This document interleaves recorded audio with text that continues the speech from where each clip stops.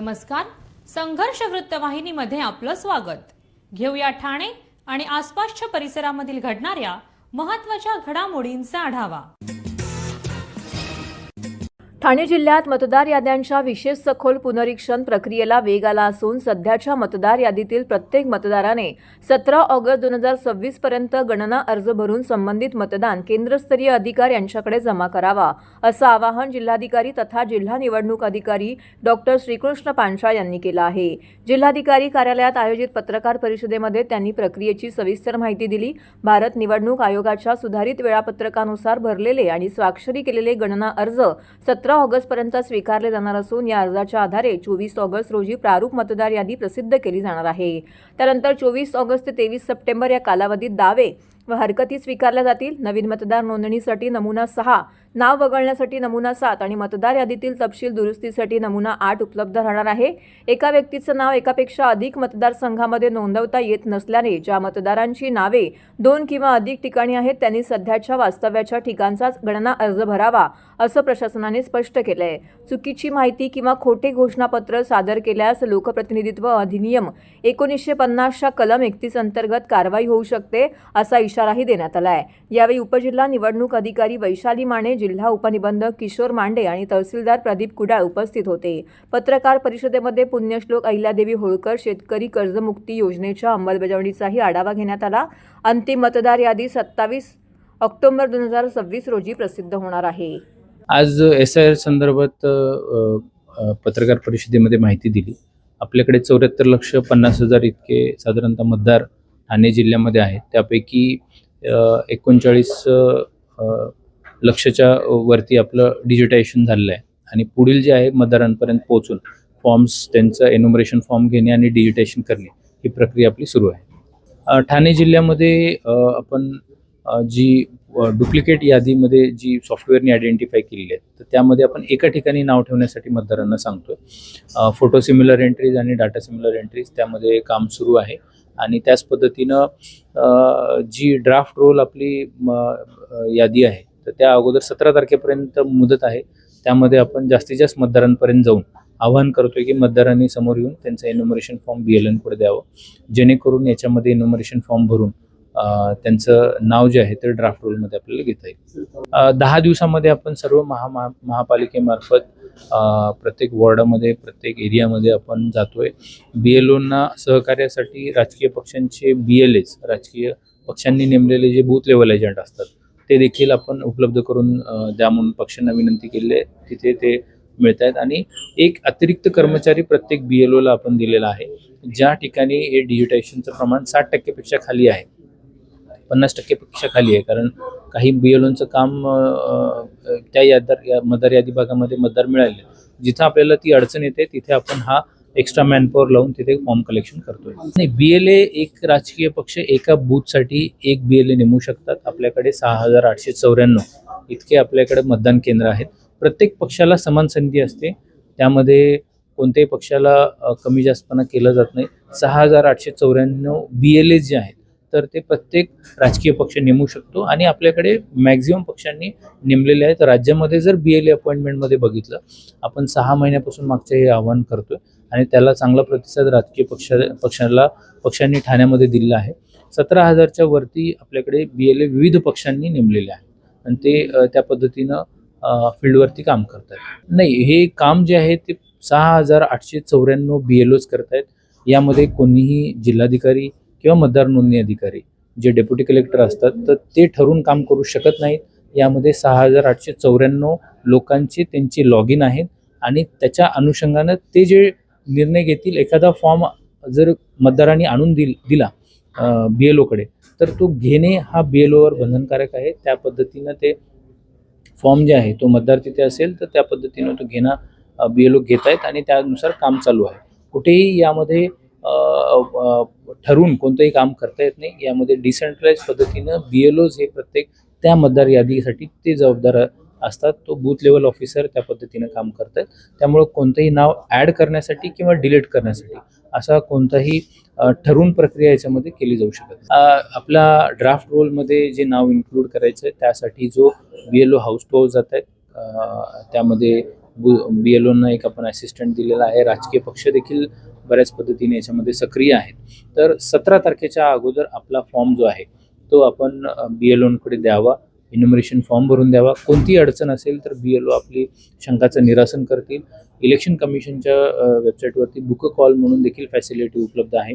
1,23,000 राज्यामध्ये जवळपास सर्वाधिक कॉल्स आपल्या जिल्ह्यामध्ये मतदारांनी BLOंना केले आहेत. त्या फॅसिलिटीचा देखील उपयोग करावा आणि BLOंकडे आपलं फॉर्म देऊन आपलं मतदार यादीमध्ये नाव येईल हे सुनिश्चित आपण करावं. दादा, दात घासताय ना, मग पाणी का वाया घालवताय? ताई, भांडी घासा नाहीतर फोन पहा, पण नळ का चालू ठेवलाय? अंघोळ झाली ना करून, मग शॉवर चालूच. कपडे धुताय पण पाणी वाया जातंय, त्याचं काय? गाडी अशी धुताय आणि उद्या पाणी कायमचं संपलं तर? पाण्यासाठी किती जणांची वणवण होते. कित्येक कुटुंबांना तर पाणी मिळतही नाहीये. पाणी बोलत नाही, पण आपण त्याची किंमत जाणली पाहिजे. पाण्याचा अपव्यय टाळा, परिस्थिती भीषण होऊ शकते. प्रत्येक थेंब जपा, पाणी वाचवा. पाणी ही निसर्गाची देणगी आहे. पाणी निर्माण करता येत नाही. पाण्याची बचत हीच पाण्याची निर्मिती. ठाणे महानगरपालिकेतर्फे जनहितार्थ जारी. महसूल मंत्री चंद्रशेखर बावनकुळे यांनी संजय गांधी राष्ट्रीय उद्यानातील 1,053 एकर जमीन राखीव वने म्हणून जाहीर केली आहे. या जमिनीवरील खासगी व्यक्तीचा अधिकार रद्द केला आहे. त्यामुळे ठाण्यात भले मोठे कॉन्क्रीटचे जंगल उभारण्यास आळा बसणार आहे. त्याबद्दल ठाणेकरांच्या वतीने आज महसूल मंत्र्यांचे आभार मानत आहोत. मात्र हिरवळ झाडांचा बळी देऊन 193 एकर जमिनीवरती कॉन्क्रीटचे जंगल उभे राहणार आहे. या प्रकरणामध्ये वनहित जोपासणारे महसूल आणि वन खाते दुसऱ्या समान प्रकरणामध्ये बोटचेपी भूमिका का घेत आहेत असा सवाल करून 193 एकर TDR घोटाळा प्रकरणी महसूल आणि वन खात्याने श्वेतपत्रिका काढावी अशी मागणी राष्ट्रवादी काँग्रेस शरदचंद्र पवार पक्षाचे जिल्हाध्यक्ष मनोज प्रधान यांनी पत्रकार परिषदेमध्ये केली आहे. संजय गांधी राष्ट्रीय उद्यानातील 1,053 एकर जमिनीवरती खासगी व्यक्तींचे नाव चढवण्यात आलं होतं. याबाबत कोकण विभागीय आयुक्तांनी दिलेला आदेश महसूल मंत्र्यांनी ग्राह्य धरला होता.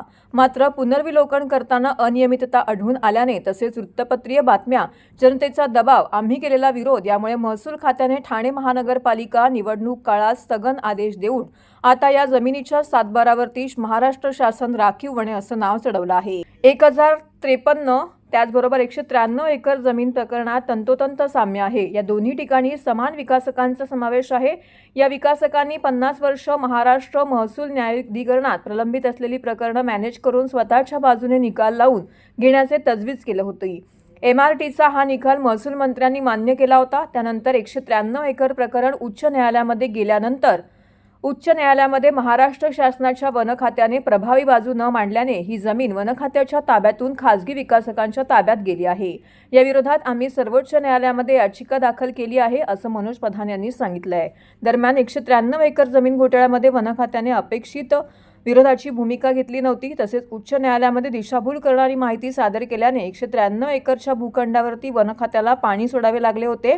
193 एकर आणि 1,053 एकर या दोन्ही प्रकरणातील कार्यपद्धती सारखीच असल्याने 1,053 एकर प्रकरणी विरोधक उच्च न्यायालयामध्ये गेले आहेत. तिथे वन खात्याने प्रभावी बाजू मांडावी. या प्रकरणावरती आम्ही लक्ष ठेवून असणार आहोत असं देखील प्रधान यांनी म्हटलंय. मी त्यांचं अभिनंदनच करतो की जर त्यांची भावना ही असेल तर ती ठाणेकरांच्या हिताचीच आहे.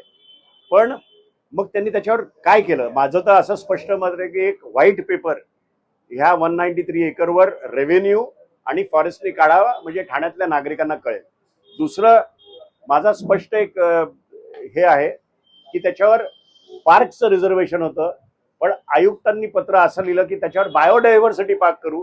बायोडायव्हर्सिटी पार्क जर केली तर रस्ते वगैरे बाकी गोष्टी करता येणार नाही आणि बायोडायव्हर्सिटी म्हणजे संजय गांधी नॅशनल पार्कला ते चांगलं होईल. पण मग बायोडायव्हर्सिटी पार्कला TDR फक्त 112 कोटीचा मिळाला असता, पण पार्कला 2,800 कोटीचा TDR मिळतोय. मग जर तुम्ही बायोडायव्हर्सिटी पार्कच तिथे ठेवणार असाल तर 112 कोटीचाच TDR द्या ना त्यांना. 2,800 कोटीचा का देत? रायलादेवी तलावाच्या सुशोभीकरण व विकास कामांचा सविस्तर आढावा घेण्यासाठी ठाणे महानगरपालिकेचे आयुक्त सौरभ राव यांच्या दालनामध्ये एक बैठक पार पडली. बैठकीत पहिल्या टप्प्यातील कामांची सद्यस्थिती, दुसऱ्या टप्प्याचे नियोजन तसेच सुरक्षा, स्वच्छता आणि पायाभूत सुविधांबाबत सविस्तर चर्चा करण्यात आली आहे. काल झालेल्या बैठकीमध्ये कोपरी प्रभाग समिती अध्यक्ष मिनल संखे, नगरसेवक विकास रेपाळे, नम्रता भोसले, नगर अभियंता प्रशांत सोनाग्रा, MMRDAचे मुख्य अभियंता विनायक सुर्वे, उपायुक्त मधुकर बुडके, उपनगर अभियंता शुभांगी केसवानी, सहाय्यक आयुक्त महेश जामनोर, राजेश सोनावणे, कार्यकारी अधिकारी मोहन कलाल, मुख्य पर्यावरण अधिकारी विद्या सावंत उपस्थित होते. रायलादेवी परिसरातील विविध कामांबाबत स्थानिक नगरसेविका नम्रता भोसले यांनी आयुक्त सौरभ राव यांची भेट घेऊन दिलेल्या निवेदनानुसार बैठक आयोजित करण्यात आली होती. रायलादेवी परिसरातील संरक्षक भिंत, उतार, परिसरातील खुल्या जागांची सुरक्षितता, पार्किंग व्यवस्था इत्यादी कामांचा आढावा घेण्यात आला. रायलादेवी तलाव परिसराबाबत नागरिकांच्या तक्रारी वारंवार प्राप्त होत होत्या. त्या अनुषंगाने या तलावाभोवती संरक्षक भिंत बांधून त्यानंतर अंतर्गत कामे करण्याच्या सूचना आयुक्तांनी या बैठकीत दिल्यात. तसेच या परिसरामध्ये गर्दुल्ले तसेच मद्यपिंचा असलेला वावर या दृष्टीने परिसरात पोलिसांची गस्त वाढवणे, या गैरप्रकारांना आळा घालण्याच्या दृष्टीने उपाययोजना राबवण्याच्या सूचनाही देण्यात आल्या. ठाणे महानगरपालिका, शिक्षण विभाग आणि बिस्लेरी इंटरनॅशनल यांच्या संयुक्त विद्यमाने शालेय विद्यार्थ्यांमध्ये प्लॅस्टिक कचरा व्यवस्थापन, पुनर्वापर आणि पर्यावरण संवर्धनाची जाणीव निर्माण करण्याची बॉटल्स फॉर चेंज या अभिनव उपक्रमाचा शुभारंभ महापौर शर्मिला पिंपोळकर यांच्या हस्ते करण्यात आला आहे. या उपक्रमामुळे विद्यार्थ्यांमध्ये पर्यावरणाविषयी जबाबदारीची भावना निर्माण होण्यासाठी पर्यावरणाची संवर्धनाची चळवळ अधिक बिकट होण्यासाठी मदत होणार आहे.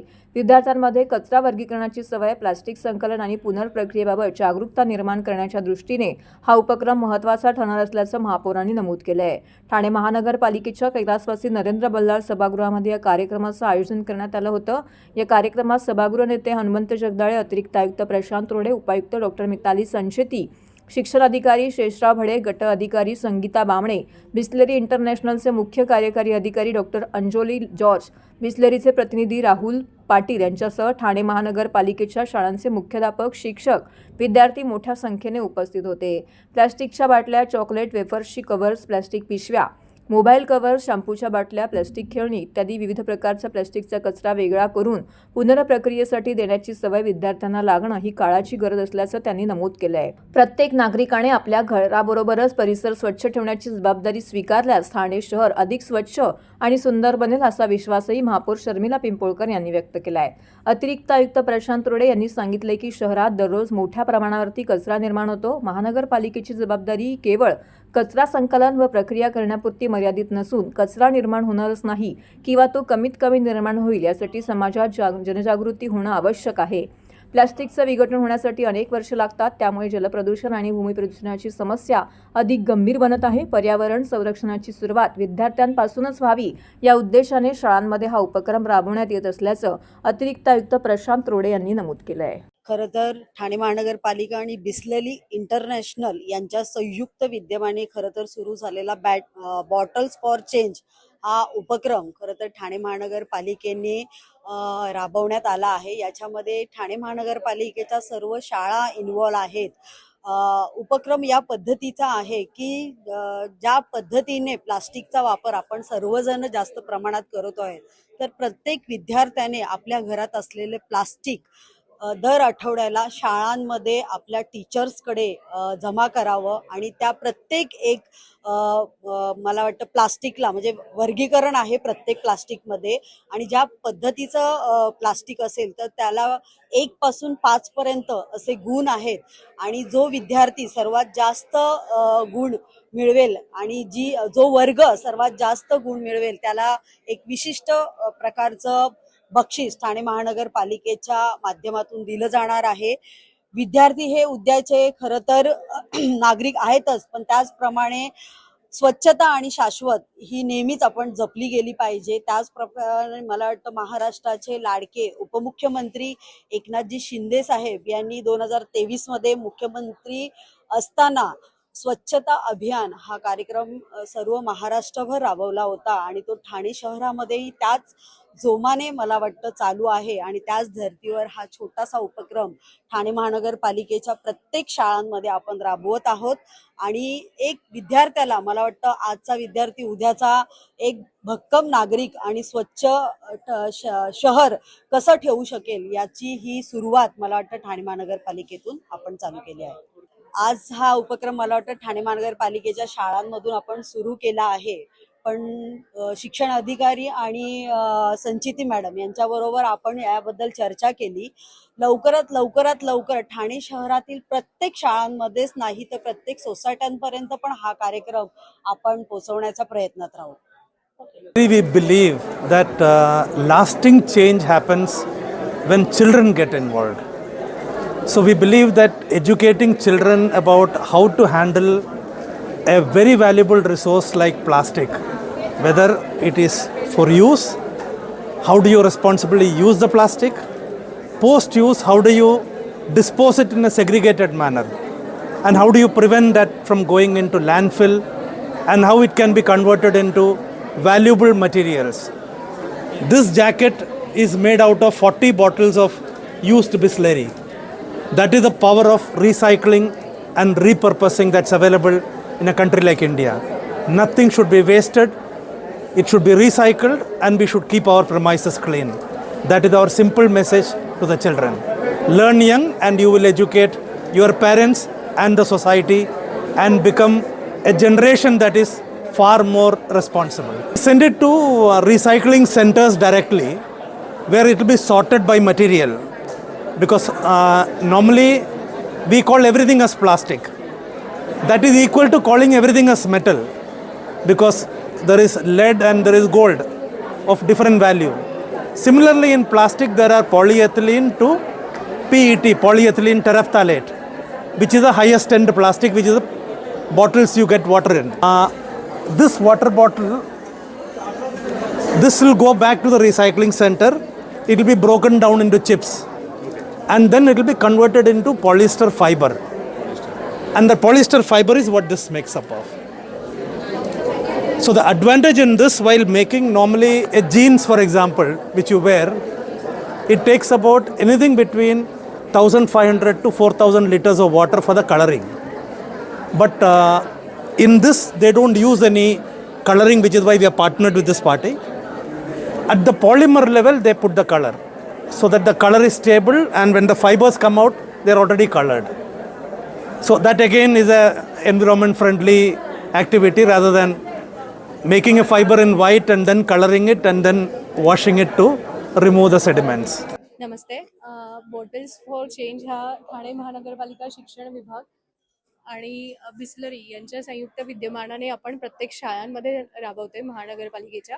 त्यामध्ये दर आठवड्याला सुका कचरा हे विद्यार्थी शाळेमध्ये घेऊन येतील आणि त्यांचं आम्ही एक ड्राय वेस्ट पासबुक बनवलं आहे. त्याच्यामध्ये शिक्षक गुणांकन देतील त्या विद्यार्थ्यांना आणि हा कचरा, सुका प्लास्टिक कचरा, हा रिसायकलिंगसाठी बिस्लरी इंटरनॅशनलतर्फे घेतला जाईल. त्यामुळे विद्यार्थ्यांमध्ये कचऱ्याच्या वर्गीकरणाची सवय लागेल आणि जे विद्यार्थी याच्यामध्ये चांगली कामगिरी करतात त्यांना आम्ही पिरियॉडिकली गौरवू आणि शाळांना पण गौरवण्यात येणार आहे. सो हा एक अभिनव उपक्रम आहे ज्याच्यामध्ये सेग्रिगेशन आणि रिसायकलिंगची सवय विद्यार्थ्यांमध्ये रुजेल.